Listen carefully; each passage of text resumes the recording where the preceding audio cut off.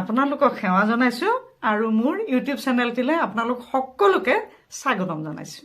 আজিৰ ৰেচিপিত চানা মাছৰ ভুজিয়া বনাব ওলাইছোঁ। সেইকাৰণে এয়া কেইটামান মই চানা মাছ অৰ্থাৎ সৰু মাছ লৈ লৈছোঁ। সৰু মাছ অলপমান লৈ লৈছোঁ। ইয়াতে অলপমান সোৱাদ মতে নিমখ দিলোঁ, অলপমান হালধি দিলোঁ, অলপমান জলকীয়া গুড়ি দিলোঁ। দি পেলাই এইখিনি সুন্দৰকৈ মই সানি ল'ম।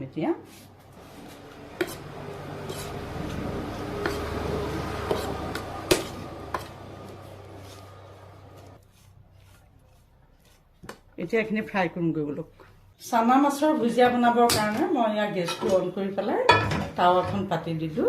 ইতিমধ্যে চাওক মাছখিনি কি সুন্দৰ, কালাৰটো কি সুন্দৰকৈ উঠিছে। টাৱাখন গৰম হোৱাৰ লগে লগে মই ইয়াতে তেল ঢালি দিলোঁ।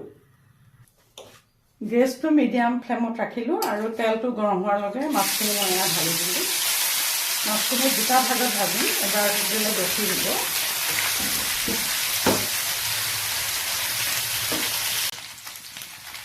এয়া সুন্দৰকৈ কালাৰ ধৰিছে, লৰাব পৰা হ'ব আৰু অকণমান লাগে।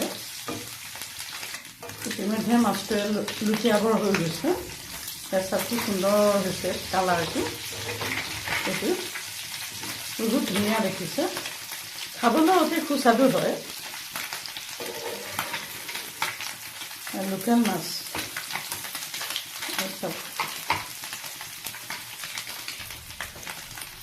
এইখিনি মাছ ইতিমধ্যে এইখিনি হৈ গৈছে। এইটো মই কাটি ৰাখিলোঁ। এতিয়া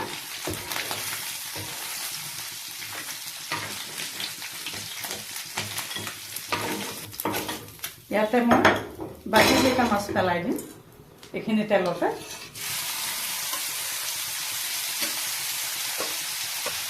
আপোনালোক যদি মোৰ চেনেলটোলৈ প্ৰথমবাৰ আহিছে তেতিয়াহ'লে subscribe my A to Z tasty kitchen. মোৰ চেনেলটো আপোনালোকে ছাবস্ক্ৰাইব নকৰাকৈ নাযাব আৰু লাইকছ কমেণ্টছ কৰিব আকৌ দেই। আপোনালোকৰ সেইখিনি আমাৰ কাৰণে আশীৰ্বাদ হয়। যিহেতু এইখিনি ভজা হৈ গৈছে, তাতে মই আগৰ মাছখিনি ইয়াতে পেলাই দিলোঁ। চাওঁ দিলোঁ, এক লৰা মাৰি দিলোঁ। দি ইয়াতে যিহেতু চানা মাছৰ ভুজিয়া, তাতে ইয়াতে মই অলপমান জলকীয়া পেলাই দিলোঁ, পকা জলকীয়া। এয়া দেখিছেনে? এতিয়া গেছটো অফ কৰি দিলোঁ। চাওক কি সুন্দৰ এটা ৰেচিপি প্ৰস্তুত হৈ গ'ল, দেখিছেনে? এইটো চাওক।